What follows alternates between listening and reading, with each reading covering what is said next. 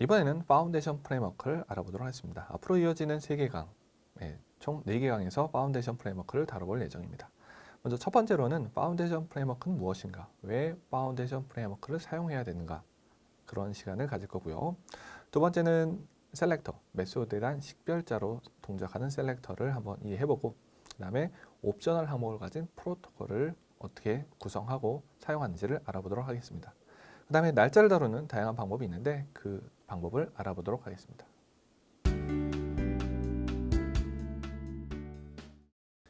먼저 파운데이션 프레임워크입니다. 파운데이션 프레임워크는 우리가 이제 간혹 실습하다 보면은 간혹 코드상에서 임포트 파운데이션이 들어가는 게 있을 겁니다.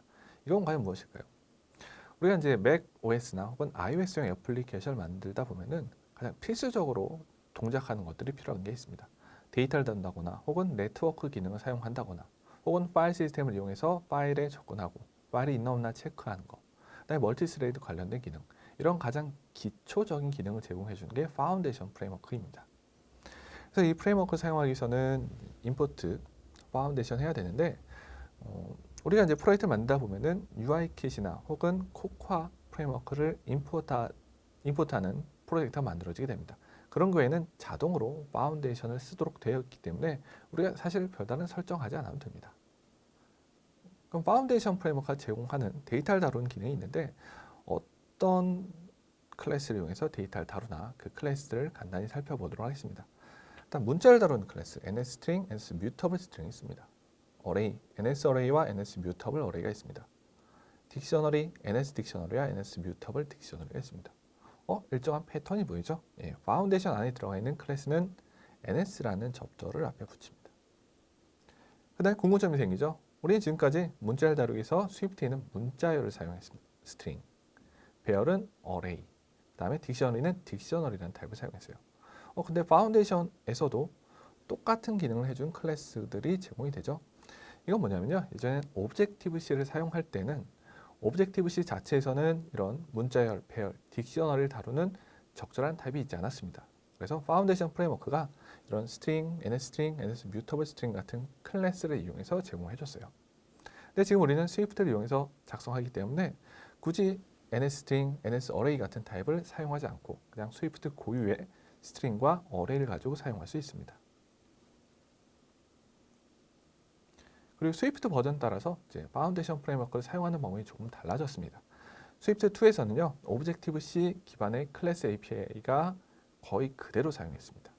예를 들어서 파운데이션 프레임워크가 제공해주는 네트워크를 다루는 클래스 중에 NSURL이라는 클래스가 있습니다. 스위프트에서도 그대로 사용했어요. NSThread, NSDate 이런 클래스 이름을 그대로 사용했습니다. 근데 스위프트 3가 오면서요, 파운데이션 프레임워크가 스위프트용으로 어느 정도 포팅돼서 스위프트용 타입을 제공해주도록 바뀌었습니다. 그 다음에 API도 스위프트 3에 맞게끔 API 가이드라인이 적용이 됐습니다. 그래서 타입을 보자면 NSURL 대신 URL을 사용합니다. NSThread 대신 thread를 사용합니다. NSDate 대신 date라는 걸 사용합니다. 사실 근데 NS자가 붙지 않았더라도 사실상 이런 타입들은 스위프트 3용으로 포팅된 거고요. 파운데이션이 제공되는 기능입니다. 파운데이션 프레임워크에는 NSObject라는 클래스가 있습니다. NSObject는요, 파운데이션 프레임워크 중에서 가장 기본이 되는 클래스입니다. 즉 가장 부모가 되는 클래스가 NSObject가 됩니다. 그러면 우리는 iOS용 앱을 만들거나 macOS용 앱을 만들 때 클래스를 만들게 되는데 그때 선택사항이 생겨요. NSObject를 상속하는 자식 클래스로 만들 것인가, 혹은 NSObject와는 전혀 관계없는 클래스로 만들 것인가 선택사항이 생기게 됩니다. 그러면 그걸 판단하기 위해서 뭘 해야 되냐? NSObject가 어떤 기능을 제공하고 또 NSObject를 상속받도록 만들면 어떤 걸 더 할 수 있나를 판단해야죠. 그래서 NSObject가 제공되는 기능을 간단히 살펴보면은 객체에 대한 내용을 비교하는 기능, 그 다음에 메모리 관리하기, 그다음에 타입 체크하기, 그다음에 셀렉터에 관련된 기능을 제공합니다. 그런데 우리가 봤던 대부분의 것들은 객체 비교하기, 메모리 관리하기, 타입 체크하기, 그냥 NS 오브젝트를 상속받지 않는 스위프트 클래스를 만들어도 충분히 사용할 수 있거든요. 근데 이 셀렉터, 만약에 내가 만든 타입이 클래스가 셀렉터를 필요로 한다, 그러면 NS 오브젝트를 상속받도록 만드는 게 유리합니다.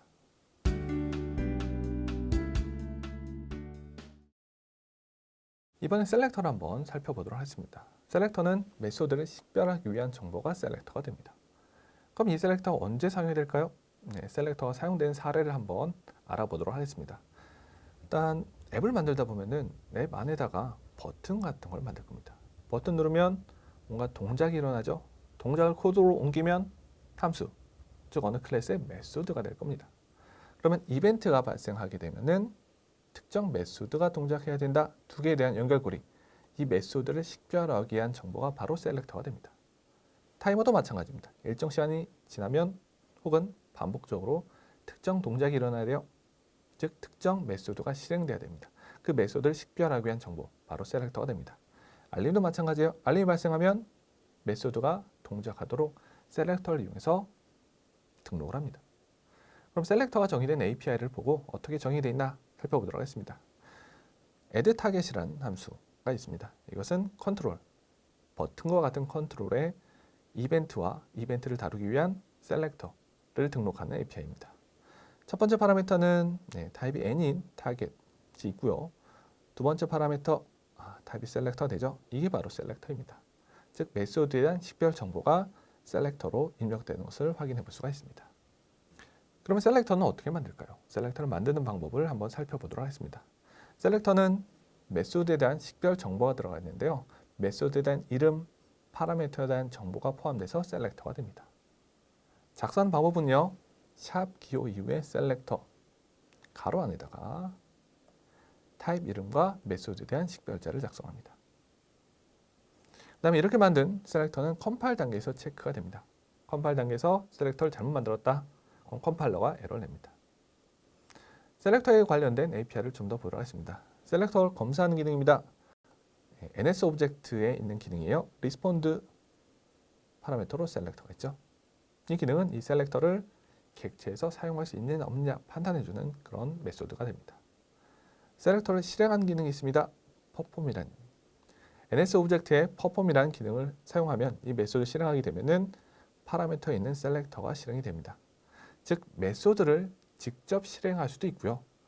이 메소드를 이용해서, 즉 셀렉터를 이용해서 특정 메소드를 식별하기 위한 정보인 셀렉터를 파라미터로 넣어서 동작시킬 수도 있습니다. 즉 메소드를 직접 호출할 수도 있고요. 이 셀렉터를 이용해서 perform 메소드를 이용해서 실행시킬 수도 있습니다. 그럼 구체적으로 코드를 통해서 셀렉터가 어떻게 만들어지나 한번 살펴보도록 하겠습니다. 먼저 볼 것은 파라미터가 없는 메소드예요. 이름은 greeting입니다. 그 다음에 이 메소드는요. NS 오브젝트를 상속받은 클래스 안에 들어가 있습니다. 이 클래스에 있는 greeting이라는 이름의 메소드의 셀렉터는요. 샵 셀렉터 타입 이름 myClass입니다. 그 다음에 점 찍고요. 그 다음에 함수에 대한 이름을 작성합니다. 이게 바로 이제 셀렉터가 되는 거예요. myClass에 있는 greeting이라는 이름을 가진 메소드에 대한 셀렉터가 됩니다. 그럼 간단히 respond, perform을 이용해서 실행하는 예제 코드를 보도록 하겠습니다. 객체를 만들고요. 그 다음에 셀렉터입니다. 그 다음에 NS 오브젝트를 상속받은 객체는 respond라는 걸 호출할 수가 있어요. 셀렉터를 넣어서 이 객체의 myClass의 greeting이라는 이름의 메소드를 호출할 수 있나 없나, 반응하나 반응하지 않나를 체크합니다. 반응하면 perform 이용해서 실행하는 코드 됩니다. 이런 식으로 셀렉터를 정의를 할 수 있고요. 셀렉터를 사용하는 API에 넣어서 사용해 볼 수가 있습니다. 근데 셀렉터를 정의할 때요. 아까는 타입을 먼저 작성한다고 했었는데 같은 타입 내에서, 즉 같은 클래스 내에서 셀렉터를 정의할 때는 앞부분의 타입에 대한 정의를 생략할 수 있어요. 같은 myClass 안에 있죠. 역시 NS 오브젝트를 상속받았습니다. greeting이라는 이름의 메소드를 이번엔 justDoIt이다. 같은 클래스에 있는 메소드죠. 이때 셀렉터를 이용해 접근합니다. 이때는 꼭 myClass라는 이름을 넣어도 되지만 생략해도 됩니다. 이렇게 같은 클래스 내에서 다른 메소드에 접근할 때는 타입 이름을 생략하고 그냥 메소드 이름만으로도 셀렉터를 만들 수가 있습니다. 이번에는 파라미터가 있는 메소드에 대한 셀렉터를 한번 알아보도록 하겠습니다. 코드 먼저 보시죠. 클래스 만들었습니다. 그 다음에 NS 오브젝트를 상속받도록 만들었어요. 그 다음에 메소드가 있습니다. 이번엔 파라미터가 있습니다. 이 메소드의 외부 파라미터 이름은 who가 되죠. 내부 파라미터 이름과 외부 파라미터 이름이 같은 메소드가 됩니다. 그럼 이 메소드에 대한 셀렉터는요, myClass.sayHello 이후에 가로 안에다가는요, 외부 파라미터 이름과 파라미터가 하나 있기 때문에 콜론 작성해 줍니다. 이게 외부 파라미터 이름이 who인 파라미터가 하나 있는 이름은 sayHello인 메소드에 대한 셀렉터가 됩니다. 셀렉터는요, 이제 객체를 이용해서 셀렉터를 지정할 수도 있습니다. 그래서 클래스 이름을 이용해서 할 수도 있고요. 객체를 이용해서도 셀렉터를 작성할 수 있습니다. 이렇게 해서 파라미터가 있는 셀렉터를 한번 정해 봤습니다. 이번에는 외부 파라미터 이름을 별도로 작성한 메소드에 대한 셀렉터를 살펴보도록 하겠습니다. 클래스 만들었습니다. NS 오브젝트 역시 상속했죠. say라는 이름의 메소드인데 이 say에 대한 파라미터에 대한 외부 파라미터 이름을 what으로 지었습니다. sing이라는 메소드인데요. 이번엔 외부 파라미터 이름을 언더스코어 기호를 이용해서 생략을 했죠. 이 두 메소드에 대한 셀렉터를 살펴보도록 하겠습니다. 첫 번째 myClass가 있고요. say 함수 이름 똑같습니다. 그런데 이 함수의 외부 파라미터 이름은 what이 되죠. what 콜론 작성입니다. 두 번째 sing 똑같이 작성하는데 이번에는 외부 파라미터 이름을 언더스코어로 생략했기 때문에 똑같이 언더스코어를 작성해 줍니다. 이런 형태로 외부 파라미터 이름이 생략되어 있는 그런 메소드에 대한 셀렉터도 만들어 볼 수가 있습니다. 네, 퍼폼을 이용해서 동작시킬 때는요, 퍼폼에는 뭐가 있냐? 첫 번째 파라미터는 셀렉터, 두 번째 파라미터는 with를 이용해서 파라미터에 해당하는 값을 전달하는 perform within 함수를 이용해서 파라미터가 있는 셀렉터를 실행해 볼 수 있습니다. 셀렉터를 작성할 때 파라미터 부분도 작성했었는데요. 사실 클래스에 같은 이름을 가진 메소드가 없다면, 즉 유일한 이름을 가진 메소드라면 파라미터 정의 부분을 생략할 수 있습니다. 한번 상황을 보도록 하겠습니다. myClass 있습니다. sayHello라는 이름의 메소드, say라는 이름의 메소드, 두 개의 메소드는 이름이 서로 다르죠. 그런 경우에는 myClass.sayHello who라고 넣을 수가 있는데 이 부분을 생략할 수 있어요. 그냥 myClass.sayHello만 이용해도 어차피 유일한 이름을 가진 메소드이기 때문에 충분히 식별을 할 수가 있습니다. 이번엔 셀렉터를 만들 때 파라미터에 대한 정의를 생략할 수 없는 상황을 보도록 하겠습니다. 어떤 경우냐면요. 클래스를 만들었습니다. 같은 이름을 가진 메소드가 여러 개예요. greeting이라는 이름의 메소드가 있습니다. 파라미터 개수는 다르죠. 두 개가 서로 다른 메소드인데 이름이 같아요. 이런 경우에는 아까 마찬가지로 type, greeting 뒷부분의 파라미터에 대한 선언을 생략할 수가 없습니다. 이렇게 적으면 혼동이 일어나서 안 되고요. 이렇게 개별적으로 파라미터에 대한, 즉 외부 파라미터에 대한 설정들을 다 작성해 줘야 됩니다. 첫 번째는 하나죠. 외부 파라미터 이름은 MSG 하나입니다. 두 번째 메소드, 첫 번째 파라미터에 대한 외부 파라미터 MSG, 두 번째 파라미터에 대한 외부 파라미터 이름 to, 이런 식으로 개별 파라미터에 대한 정보까지 다 작성해 줘야만 가능합니다. 그 다음에 이제 이런 셀렉터를 작성할 때 좀 특이한 경우가 하나 있습니다. 이게 뭐냐면 같은 이름의 메소드가 존재하는데 그 중에서 파라미터가 아예 없는 그런 메소드가 있는 경우에는 셀렉터를 작성할 때 조금 더 해줘야 되는 게 생깁니다. 상황 한번 보도록 하겠습니다. myClass가 있고요. greeting이라는 메소드, 파라미터는 없죠. greeting이라는 이름의 파라미터가 있는 메소드가 있습니다. 같은 이름이 있기 때문에 파라미터에 대한 선언을 생략할 수 없다고 그랬는데 문제는 뭐냐? 아예 처음부터 파라미터가 없는 메소드에 대한 셀렉터가 문제인 거예요. 우리가 알고 있기로는 파라미터가 없는 메소드의 셀렉터는 그냥 이렇게 작성하죠. 그러면 에러가 나게 됩니다. 이런 경우에는 어떻게 하냐? 객체를 만들고요. 객체에 대한 셀렉터 as를 이용해서 메소드 함수 타입을 이용해서 작성을 해줍니다. 이런 식으로 같은 이름을 가졌지만 파라미터가 없는 메소드가 있는 경우에는 이렇게 좀 더 추가적으로 작성해줘야만 그 메소드에 대한 셀렉터가 동작하게 됩니다.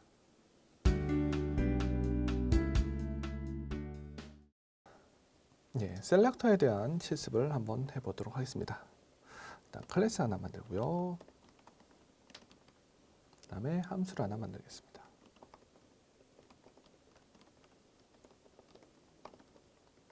간단하게 만들었죠. 그 다음에 이렇게 만든 my 클래스 안에는 greeting이라는 메소드에 대한 식별자인 셀렉터를 만들어 볼게요.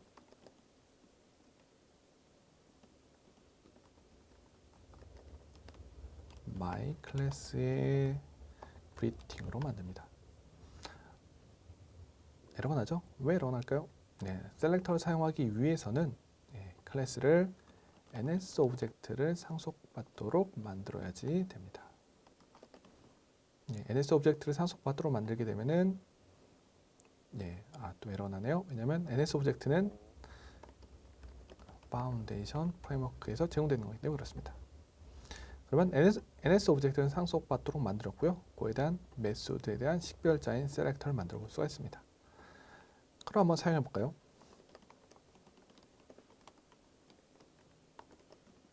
perform이라는 기능이 있어서 셀렉터를 가지고 실행하는 게 됩니다. 그래서 셀렉터가 잘 동작하나, 셀렉터가 잘 만들어졌나 확인해 보도록 하겠습니다. 헬로가 찍히죠? 직접 greeting이란 메소드를 호출한 게 아니고 셀렉터를 이용해서 셀렉터를 실행하는 방식으로 해봤습니다. 그럼 파라미터가 더 있는 건 어떻게 할까요? 이번엔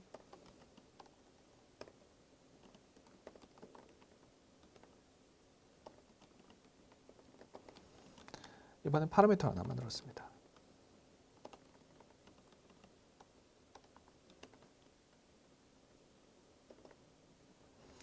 그 다음에 이번에 이 셀렉터는요, 클래스 내부에서 사용하도록 할게요.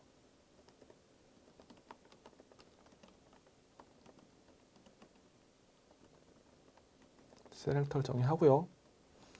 my 클래스에 say hello를 해야 되는데 이번엔 같은 클래스 내부에 있는 메소드라면 그냥 작성해도 됩니다.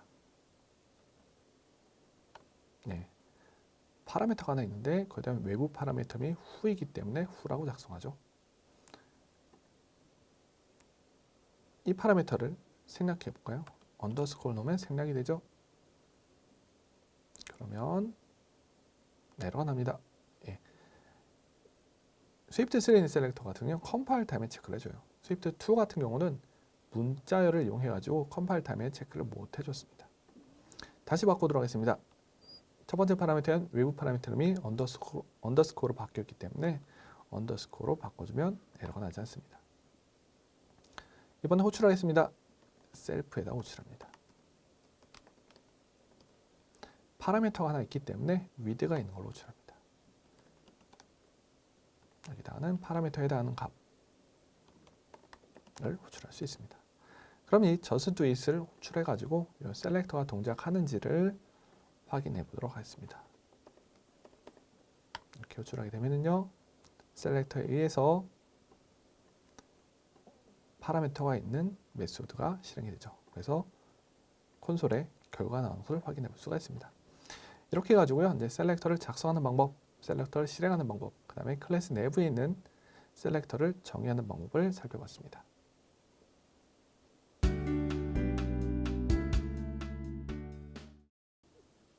그 다음에 뭘 보면 이제 프로토콜입니다. 프로토콜은 우리가 앞서서 살펴본 적이 있죠. 거기다 추가적으로 좀 더 생각해 볼 만한 내용이 있습니다. 일단 우리가 알고 있는 프로토콜은요, 프로토콜의 메소드나 프로퍼티를 선언할 수가 있는데 그 해당 메소드와 프로퍼티를 클래스나 구조체에서 온전하게 100% 구현을 해야 됩니다.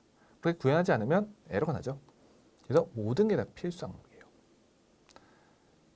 그런데 어떤 게 가능하냐?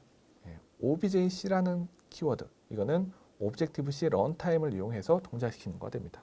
이 objc라는 키워드를 이용해서 프로토콜을 선언하게 되고요. 그 다음에 메소드나 프로퍼티마다 옵셔널을 작성할 수 있습니다. 물론 개별 항목마다 골뱅이 objc라는 항목을 작성해 줘야 돼요. 이렇게 만든 항목들은 선택적으로 작성해도 괜찮습니다. 그러면 옵셔널 항목을 가진 프로토콜을 코드를 통해서 한번 살펴보도록 하겠습니다. 베이킹이라는 이름의 프로토콜을 정의할 겁니다. 근데 옵셔널 항목을 작성하기 위해서 앞에 골뱅이 objc라는 키워드를 붙였습니다.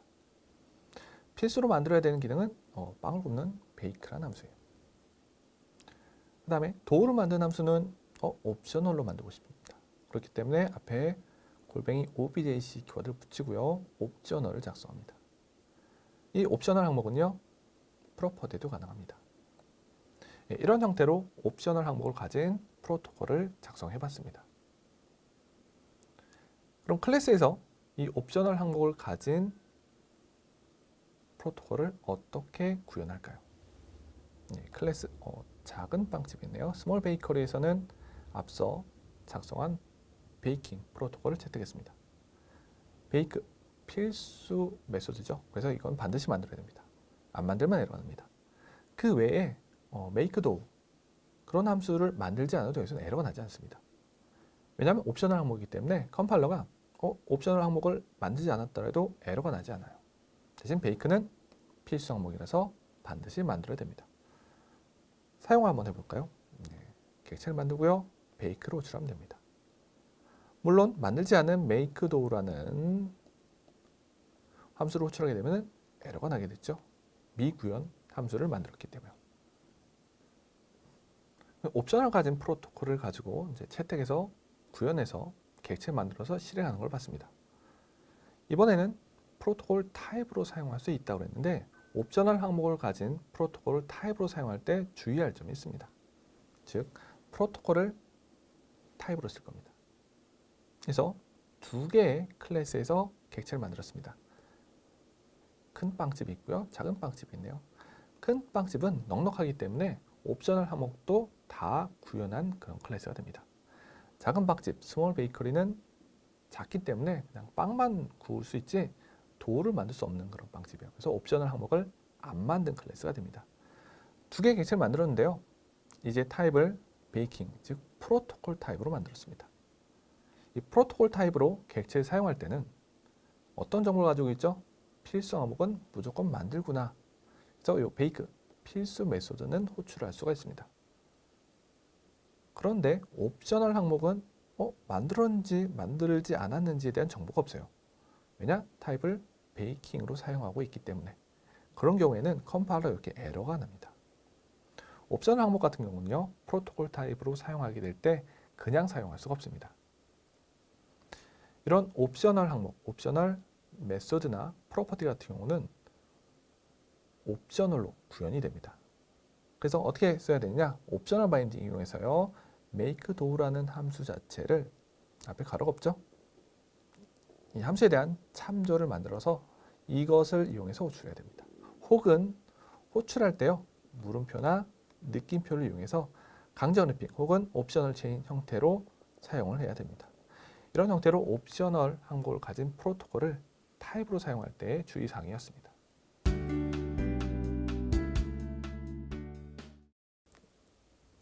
다음에는 파운데이션 프레임워크가 제공해주는 데이터를 다루는 클래스 중에서 날짜에 관련된 내용을 살펴보도록 하겠습니다. 일단 날짜를 다루기 위해서 제공되는 우리가 사용할 만한 클래스가 한 4가지 정도가 있습니다. 가장 기본적인 클래스로는 날짜를 다루는 데이트라는 타입이 있고요. 그 다음에 이거에 대한 일정한 형식을 가진 문자를 만들거나 반대로 형식 문자에서 데이트를 만들어주는 데이트 포매터라는 타입이 있습니다. 그 다음에 칼렌더라는 타입이 있고요. 데이트 컴포넌트라는 타입이 있습니다. 일단 데이트를 먼저 보도록 하겠습니다. 데이트는 타임 인터벌이라는 개념을 통해서 합니다. 이거는 초단이고요. 1970년 1월 1일 0시 0분 0초를 기준으로 몇 초가 지나갔나 이런 정보를 토대로 날짜에 대한 정보를 다루는 게 데이트라는 타입이 됩니다. 그러다 보니까 이런 API들 보면은 타임 인터벌을 이용한 게 있습니다. 타임 인터벌은 초단이고요. 그냥 숫자로 값을 집어넣으면 됩니다. 그래서 만들 때도 타임 인터벌을 이용해서 만드는 기능들이 있어요. 날짜 객체를 만들 때는요. 데이트로 해서 만들면 현재 시간에 대한 데이트 객체가 만들어지게 되고, 아니면은 현재 시간으로부터 어저께 되겠죠. 마이너스에서 뺐으니까. 혹은 내일을 만들기 위해서 타임 인터벌을 이용해서 내일 날짜에 대한 객체를 만들어낼 수가 있습니다. 데이트를 이용해서 날짜 객체를 한번 만들어봤죠. 그럼 날짜를 이용해서 다루는 기능들을 조금 살펴보도록 하겠습니다. 컴페라는 기능은요, 두 개의 날짜를 비교하는 기능이 컴페어입니다. 그 결과는 comparison result라는 이넘 타입의 값이 나타나게 되고, 그 이넘 타입의 원소들은 ascending, same, descending이 있습니다. 한번 코드로 볼까요? 오늘과 어제와 비교한 코드입니다. 오늘이 더 높죠. 어제보다 더 많은 초를 가지고 있습니다. 그렇기 때문에 descending, 즉 오늘이 더 크기 때문에 내림차순으로 가게 됩니다. 이런 형태로 이제 두 개의 날짜를 비교해주는 코드를 작성해 볼 수가 있습니다. 그 다음에 우리가 볼 거는 이제 일정한 형식을 만들어주는 데이트 포매터입니다. 데이트 포매터는요, 두 가지 프로퍼티가 하나 있습니다. 데이트 스타일과 타임 스타일. 날짜에 대한 스타일과 타임에 대한 스타일을 역시 이넘 타임, 이넘으로 정의해 줄 수가 있고요. 이 스타일이 마음에 안 든다? 그럼 내가 커스텀으로 포맷을 만들 수가 있어요. 그래서 연도는 소문자 Y, 월은 대문자 M, 일은 소문자 D, 이런 형태로 이용해서 미리 정의되어 있던 스타일과 다른 형식으로 커스텀해서 만들어낼 수 있는 게 그 데이트 포매터에 있는 기능입니다. 이렇게 커스텀 날짜 포맷은 문자열로 만들어 가지고 데이트 포맷이라는 프로퍼티 이용해서 입력을 합니다. 그럼 데이트 포매터를 이용한 예제를 한번 살펴보도록 하겠습니다. 데이트 포매터 객체를 만들고 나면요, 일단 스트링이라는 메소드, 그래서 날짜 객체를 넣게 되면은 일정한 형식에 맞는 문자열을 반환해줍니다. 반대로 이 형식에 맞는 문자열을 입력하게 되면은 그에 해당하는 날짜 객체를 만들어줍니다. 옵션을 보이죠? 예, 형식이 안 맞으면 닐이 반환되겠죠. 코드를 한번 보도록 하겠습니다. 데이트 포매터 객체를 만들었고요. 이번엔 시스템에 제공되고 있는 스타일입니다. 타임 스타일은 short. 이런 식으로 날짜를 넣어서 그에 해당하는 문자를 만들 수 있습니다. 이번엔 반대로 데이트 포매터를 만들었는데 시스템에 제공되는 스타일이 나는 마음에 안 들어요. 커스텀 아닙니다. 데이트 포맷 이용해서 연, 월, 일 슬래시 이용해서 비교되는 슬래시 이용해서 구별자를 만든 커스텀 포맷을 만들고요. 그 다음에 이 포맷을 이용해서 내일 날짜를 이용해서 문자를 만들 수도 있고, 이 형식에 맞는 문자를 이용해서 데이트 객체를 얻어낼 수도 있습니다. 그다음에 칼렌더가 있습니다. 칼렌더는 뭐냐면은 우리가 달력을 보고 계산하는 것들을 칼렌더 통해 얻을 수가 있습니다. 뭐가 있을까요? 오늘은 과연 1월의 몇 번째 주일까요? 그 다음에 무슨 요일일까요? 그런 정보를 칼렌더 통해서 얻어낼 수가 있습니다. 칼렌더, 현재 시스템에 있는 동작 중인 칼렌더를 얻어내는 방법이고요. calendar.current. 이 칼렌더를 통해서 정보를 얻어낼 때는 컴포넌트라는 걸 이용해서 합니다. 그래서 내가 얻어내려고 하는 정보를 첫 번째 파라미터에 입력합니다. 미리 정의가 되어 있고요. 두 번째, 어느 날짜에서 얻어내느냐. 거기에 대한 결과가 int 타입으로 전달이 됩니다. 예를 들어 한번 보도록 하겠습니다. 현재 칼렌더 객체를 얻어온 다음에 오늘 날짜가 연도 기준으로 몇 번째 위크인가, 그거에 대한 정보가 오고요. 다른 상수를 넣었습니다. 월 기준으로 몇 번째 주인가, 이런 식으로 우리가 달력 통해서 계산하는 것들, 그런 거를 칼렌더를 통해서 얻어낼 수가 있습니다. 예, 칼렌더 통해서 날짜에 속한 정보를 얻어내는 걸 봤는데, 사실 칼렌더를 직접 통하면은 한 번에 하나씩의 데이터밖에 얻을 수가 없습니다. 한 번에 여러 개의 데이터를 얻기 위해서는 데이트 컴포넌트를 이용해요. 데이트 컴포넌트는 날짜를 다루는 다양한 정보들을 하나로 모아 넣었습니다. 연, 월, 일부터 시작해서 몇 주 차인지에 대한 정보가 들어가 있어요. 그럼 이걸 토대로 칼렌더를 통해서 한 번에 다수의 데이터를 얻어내는 방법이 있습니다. 예, 컴포넌트가 있고요. 날짜를 넣어서 그다음에 내가 원하는 데이터들 집어넣어서 얻어지는 게 데이트 컴포넌트입니다. 그래서 한 번에 뭐 연과 월, 일, 그 다음에 몇 주 차인지 4개의 데이터를 얻고 싶어요. 그러면 4개의 데이터를 이 안에 집어넣고요. 셋으로 집어넣고 얻어지는 데이트 컴포넌트를 얻어낼 수가 있습니다. 반대로 모두 가능하냐? 데이트 컴포넌트를 조합해서 넣게 되면은 그거에 대한 날짜 객체를 얻을 수 있습니다. 어떤 거냐? 만약에 2017년도 30번째 주 수요일 이런 정보를 토대로 날짜 객체를 얻을 수가 있습니다. 그럼 데이트 컴포넌트와 칼렌더를 이용한 예제 코드를 살펴보도록 하겠습니다. 일단 데이트 컴포넌트 객체를 먼저 만들고요. 내가 원하는 날짜에 대한 정보를 입력합니다.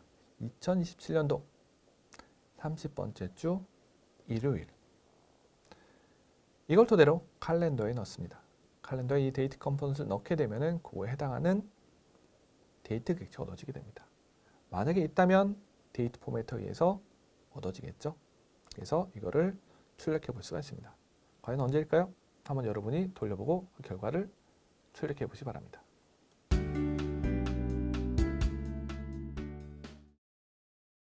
이제는 파운데이션 프레임워크가 제공해주는 날짜 다루는 클래스를 살펴보도록 하겠습니다. 데이트를 통해서 얻게 되고요. 이렇게 데이트 객체를 만들게 되면 현재 시각에 대한 정보가 만들어지게 됩니다. 이런 데이트 타입은요, 이 타임 인터벌을 이용해서 만들어요. 그래서 타임 인터벌을 이용해서 어느 정도의 값을 넣게 되면은 됩니다. 그래서 어제의 날짜를 얻고 싶다 그랬을 때는 이 정도의 값을 타임 인터벌을 이용해 가지고 어제 날짜에 대한 값을 얻어낼 수 있습니다. 이렇게 데이트 타입이 타임 인터벌 기반으로 하다 보니까 사람이 보기 좋은 형태는 아니거든요. 그래서 뭘 사용하느냐? 포매터를 이용합니다. 데이트 포매터를 만들고요. 포매터에다가 데이트 스타일이나 혹은 타임 스타일을 이용해서 만들 수가 있어요.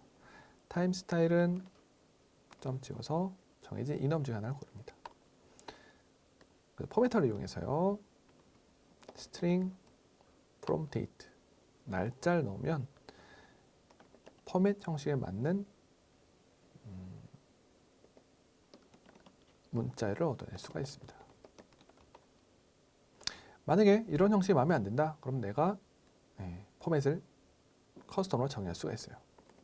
포매터.date 포맷에 문자를 넣습니다. y는 연도예요. 네 자리로 만들고요. 대문자임은 월이 됩니다. 스트링에서 이렇게 만들면 어떻게 될까요? 연과 월만 나오게 됩니다. 연도와 월만 나오는 걸 볼 수가 있습니다. 이런 형태로 이제 데이트를 사용해 볼 수 있고요. 데이트 포맷을 이용해서 형식에 맞는 문자열을 만들어낼 수가 있었습니다. 이번엔 칼렌더를 한번 써보도록 할까요?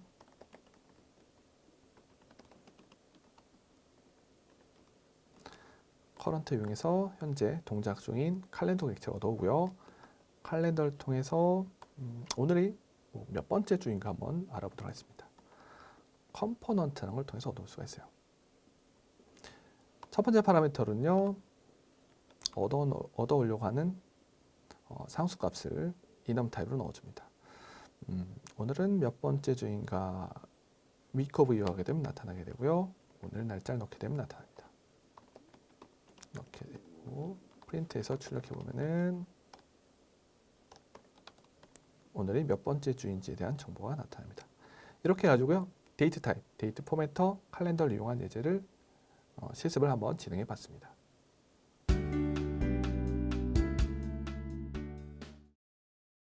네, 지금까지 파운데이션 프레임워크에서 살펴봤습니다. 먼저 살펴본 거는 파운데이션 프레임워크가 무엇이고 왜 써야 되는지 살펴봤었죠.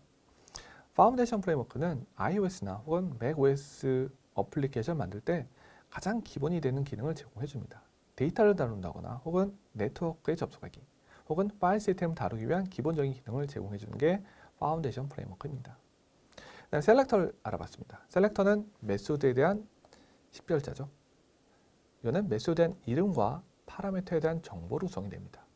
이 셀렉터를 이용하게 되면요. 메소드를 식별하는데 언제 사용하냐? 이벤트 처리하기 혹은 타이머 혹은 알림을 사용할 때 이 셀렉터를 사용을 합니다. 네, 프로토콜 알아봤습니다. 프로토콜은 반드시 구현해야 되는 필수적인 걸 만들 수가 있는데 옵셔널 항목을 이용하게 되면 선택적으로 만들 수 있는 프로토콜을 정의할 수 있었죠. 그거를 구현하고 동작하는 것을 알아봤습니다. 네, 날짜 데이터를 다루기 위한 몇 가지 방법 봤습니다. 데이트라는 타입을 이용해서 날짜 데이터를 다룰 수 있었고요. 데이트 포맷을 이용해서 일정한 형식의 문자를 만드는 걸 봤습니다. 그 다음에 칼렌더와 데이트 컴포넌트를 이용해서 우리가 필요로 하는 날짜 정보를 얻어내거나 혹은 반대로 날짜 정보를 토대로 날짜 객체, 데이트 객체를 얻어내는 과정을 살펴봤습니다. 이렇게 해서 파운데이션을 다루는 네 강 중 첫 번째를 마치도록 하겠습니다.